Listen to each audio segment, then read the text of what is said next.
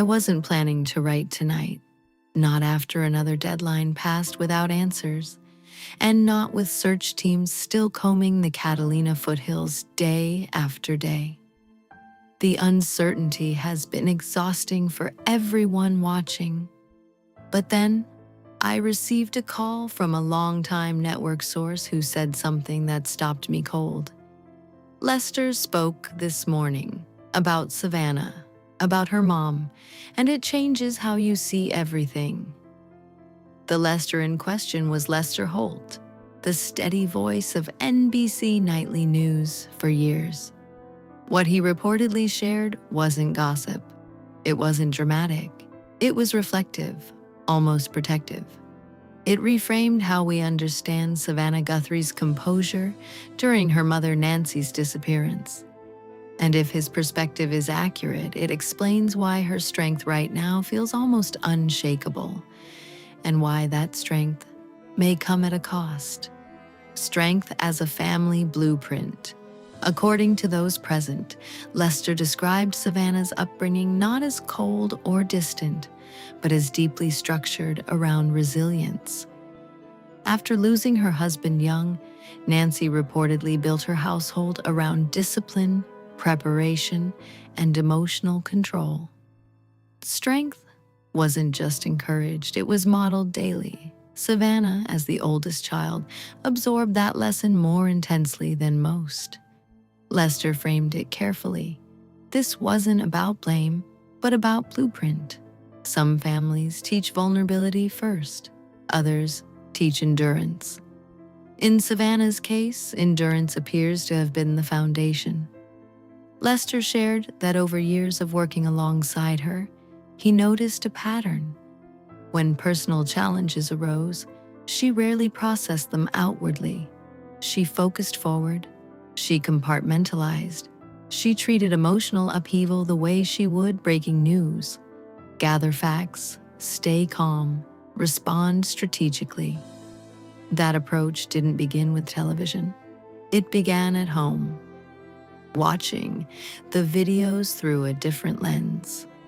When Savannah finally addressed the public days after her mother's disappearance, her words were structured and deliberate. She thanked supporters, described her mother with warmth, acknowledged the ransom reports, and asked for proof of life. To some viewers, that composure felt extraordinary. To others, almost distant. Lester reportedly suggested it was neither.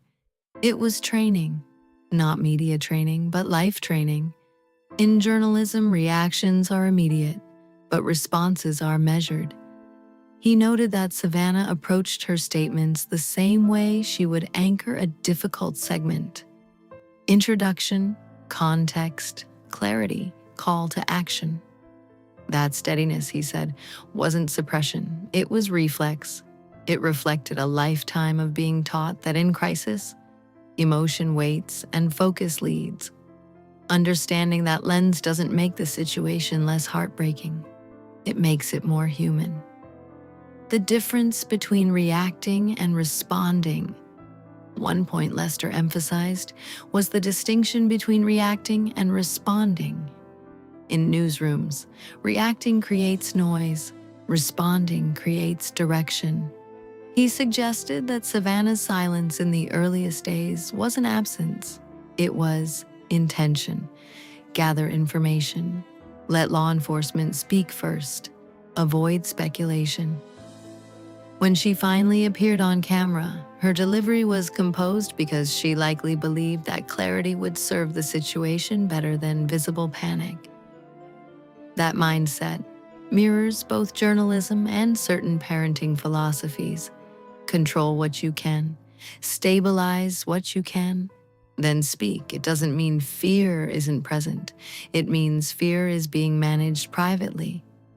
For someone raised to equate composure with responsibility, that instinct becomes automatic. And under national scrutiny, automatic responses tend to prevail. The personal observations of a colleague, Lester, has worked beside Savannah for years. Through elections, crises, and breaking news cycles. In the reported conversation, He reflected on moments when personal matters surfaced quietly behind the scenes. He described how she often framed difficult conversations with phrases like, "I'll focus on the work," or "We'll move forward." Those words, he suggested, echo lessons from home. Forward motion over dwelling, action over rumination. He didn't describe this as unhealthy, only deeply ingrained. He also reportedly acknowledged that she is different with her own children, more outwardly affectionate, more open with emotion. That contrast, he implied, shows growth rather than rigidity. It suggests she understands multiple emotional languages. But in a crisis involving her mother, the original language, strength first, naturally resurfaces. Faith, endurance, and public grace. Another layer Lester touched on was faith. Savannah has spoken often about her Christian beliefs and her mother's spiritual influence. Faith can take many forms. Some emphasize surrender, others emphasize perseverance. In Savannah's public statements, phrases like "stay," "strong," and references to prayer reflected endurance more than despair. Lester reportedly viewed that as continuity rather than performance. For many families, faith becomes the framework for handling fear. It doesn't erase vulnerability, it structures it. In public life, those structures become visible. When Savannah describes her mother as full of light or calls for strength, she may be drawing on the spiritual language that shaped her from childhood. That consistency reads as calm because it is familiar. In uncertainty, people often return to what they know best. The cost of constant composure, where Lester's reflection reportedly grew most personal, was in acknowledging the potential cost of always being strong. Composure is powerful. It reassures audiences, it stabilizes chaos. But internally, it requires energy. If you are raised to believe that breaking down publicly equals losing control, you learn to hold steady no matter the pressure. That steadiness can look heroic. It can also feel isolating. Lester did not suggest Savannah lacks support, quite the opposite. He emphasized her network of family, colleagues, and investigators working alongside her.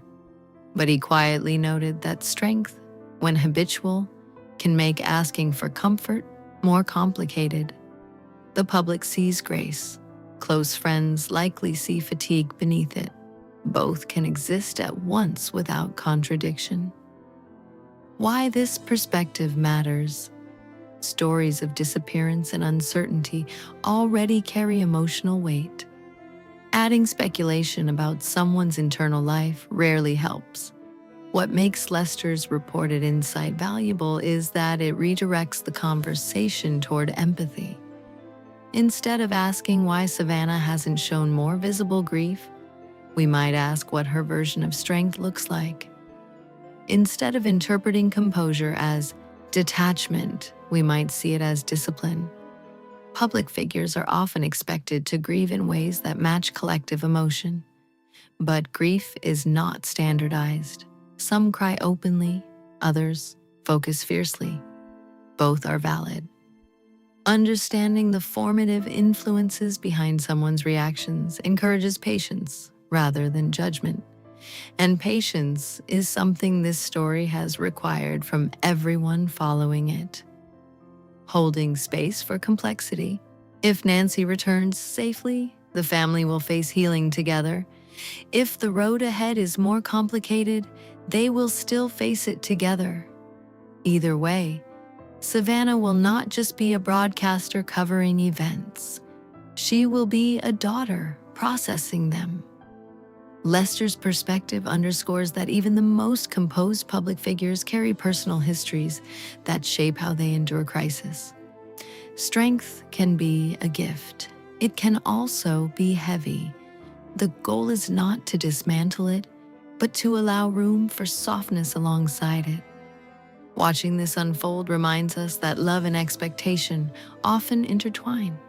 The healthiest outcome is not perfection under pressure, but permission to be human within it. A moment to choose compassion. As the searches continue and investigators follow every credible lead, the nation waits. We hope for answers. We hope for safety. And while we wait, we can choose how we interpret what we see. Lester Holt's reflection, measured, thoughtful, and empathetic, offers a guide. Look beyond the surface. Savannah Guthrie's steadiness is not absence of feeling. It is expression shaped by a lifetime of lessons about resilience. Whatever comes next, one truth remains steady.